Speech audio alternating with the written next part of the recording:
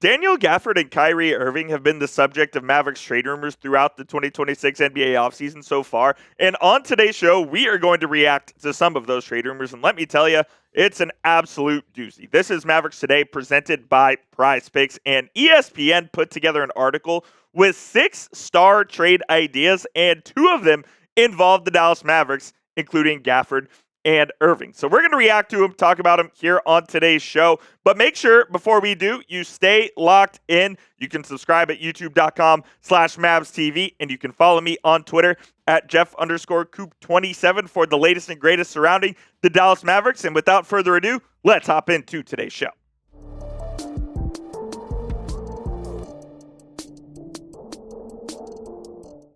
You are watching Dallas Mavericks Today by Chat Sports. Welcome into the show. Happy Wednesday, everybody. And ESPN put this article out earlier this week, and I wanted to react to it because there are some interesting trade ideas that I think us as Mavs fans need to discuss, and I've seen them doing the Twitter streets and out there, and Mavs fans are fighting each other on social media. We will start with trade idea number 1, this one involving our good friends, not so good friends, the Los Angeles Lakers. And they have the Mavericks receiving Jared Vanderbilt, Dalton Knecht, the 25th overall pick in this year's draft in exchange for Daniel Gafford. And I'll preface this by saying the Mavericks and Lakers will never do business again for at least the next 10 to 15 years. But that being said, I would be open to this deal. I think this could be a deal that is mutually beneficial for both sides. The Lakers get Daniel Gafford, who obviously has the familiarity with Luka. They have a much needed need at the big man spot. They're trying to upgrade there, and Gafford, heading into the first year of that 3-year extension, would be a great addition to the Lakers roster. And on the flip side, I think getting Jared Vanderbilt for the Mavericks would be a very good piece to add to this rotation. I'm a fan of Vanderbilt, always have been. I think he would be great off the bench as a defensive stopper. Is he going to do anything offensively? No. But you bring him in to play 15 to 20 minutes a night at the wing spot, and he can guard the opposing team's best players. He can do a lot of good things on the defensive end that absolutely give him value in the NBA today. And his contract, pretty affordable as well. It's below the mid-level exception at $12.4 million for next season. And the season after, he's got a player option for $13.3 million. I've always liked Jared Vanderbilt. He was traded from Minnesota to the Lakers, and he's played for Utah as well. Like, he is a guy that I think could be a really good piece for the Mavs if they were to acquire him. Again, the offensive numbers aren't going to, jump off the page to you, not going to do anything crazy for you. But I do think that he would be a great connecting piece. I'm not going to say that he can be a bona fide starter on this team alongside Cooper Flagg and alongside, Derek Lively and whoever else in the Mavericks front court, but bring him off the bench. Yeah, I kind of like that. Oh, and by the way, you can replace Gafford with the 25th overall pick in the draft. ESPN has put out multiple mock drafts with that Lakers pick. And yeah, there is a center that they have had the Lakers taking over the last couple of mock drafts. And I think he would be a good fit for the Mavericks as well, if I'm being honest, if they were to trade Gafford. We'll talk about who that is in just a moment. But today's show is sponsored by PrizePicks. Make sure you go use code HMA to get $50 in lineups after you play your first $5 lineup. PrizePicks is available in all 50 states, including Texas, Georgia, Florida, California. They put their members first, so all withdrawals are fast, safe, and secure. And PrizePicks offers Venmo, Apple Pay, and Cash Apps for quick and easy deposits into your account this sports season. And before I show you my projection, I just wanted to show you this. You see all that red on Shai Gilgeous-Alexander? Yeah, that means he's gone less. And what does that tell you? We're going to take the more in Game 6. PrizePicks does all those cool things where they show you the trends on what players have done in the last 5 games. So give me the more on Shai Gilgeous-Alexander, points, rebounds, and assists. I'm even going to take it as one of those demon picks. So it's a little harder to hit, but it's a higher payout if you do hit it. I'm also going to take the more on Victor Wembanyama to get a double-double. That one is a goblin as well. So they kind of even each other out.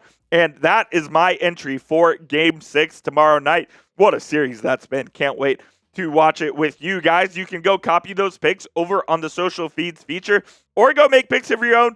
Just do it over at PrizePicks. Download the PrizePicks app, use code HMA to get $50 in lineups after you play your first $5 lineup. That link is in the comments and description of today's show.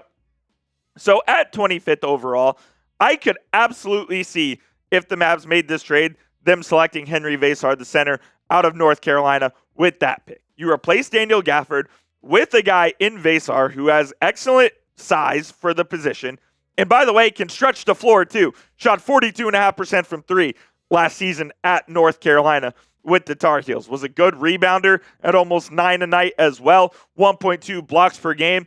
Vassar was one of the better players on that Carolina team, and I do think that he can be a rotational center in the NBA. And that's sort of what Daniel Gafford is, except Gafford does it at a much higher level, of course, in that rotation with him and hopefully a healthy Derek Lively. Let's throw it to Jeremy Woo of ESPN and see what he had to say on the UNC big man. As a near 7-footer who shot almost 43% from three last season, he projects as a functional rotation big man with more tangible floor spacing profile than the other centers in this class. And depending on which players fall here, Vassar could figure into a rotation next season. And he went on to discuss the Lakers because the Lakers were the team that selected here. So he was talking about the Lakers roster uncertainty and stuff they would need beyond DeAndre Ayton. So the Lakers would have to weigh whether or not it's worth selecting Vassar with that pick or trading it to the Mavericks for Daniel Gafford. Do they value a rookie contract that Vassar would provide,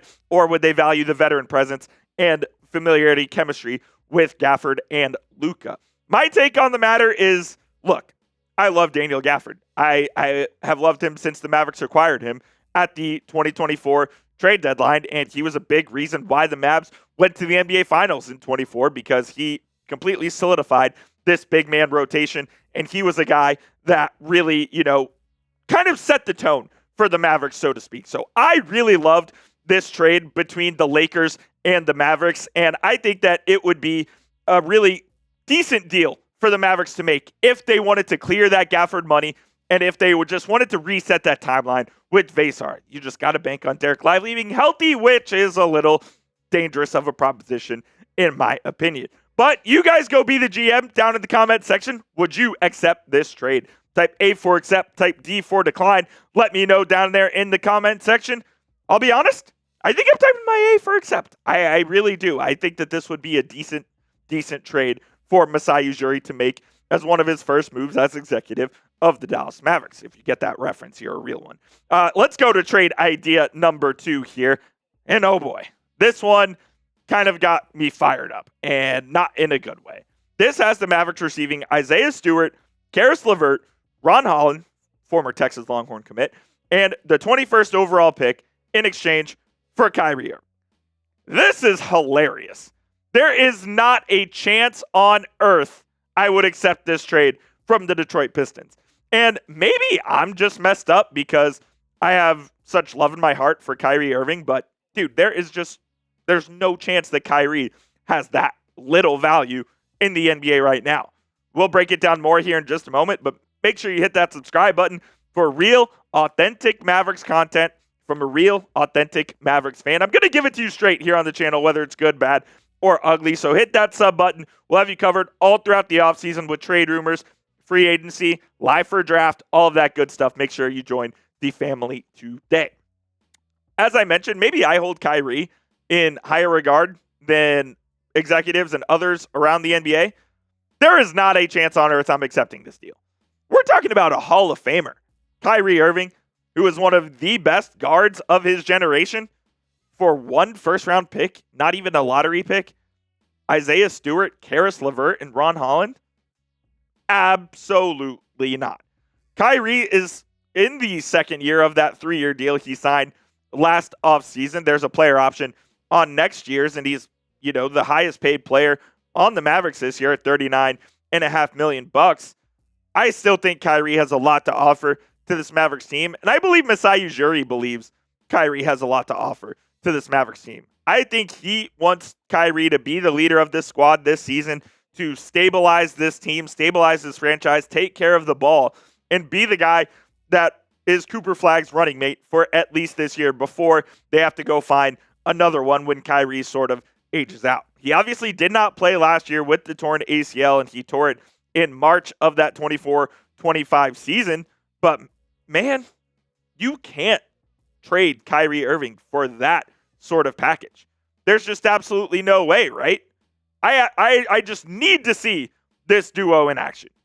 I got to see Cooper Flagg and Kyrie Irving play together. I want to see how they play off each other. I want to see how Kyrie makes Coop better. I want to see how Coop makes Kyrie better. Like, that is a duo that Mavs fans deserve to see on the court. We didn't get to see it last year. Again, if the Mavericks were in contention at the back end of last season, we probably would have seen it, but they wanted to play it safe with Kai. I just need to see those boys play together and see how it works. And if it doesn't work, guess what? You can trade him next offseason, or he won't accept his player option and he'll just be a free agent. And I absolutely think that is the best course. Unless I'm getting a king's ransom for Kai, not trading him. Plain and simple. All right, before we get on out of here, play some prize picks with me once again. 1.5 trades made by the Mavs this offseason. Will they make 2? Will they make 1 or 0? Type M for more, type L for less down there in the comments. I am going to go with the more. I think they're going to make more than 1.5 trades this offseason. You guys let me know what you think, though, and make sure, another reminder, to stay locked in here on the channel and on my Twitter, youtube.com/MavsTV. At Jeff_Coop27 is the Twitter handle where you'll find out about Mavs news before you find it here on the channel. So we'll see you guys soon. And as always, let's go Mavs.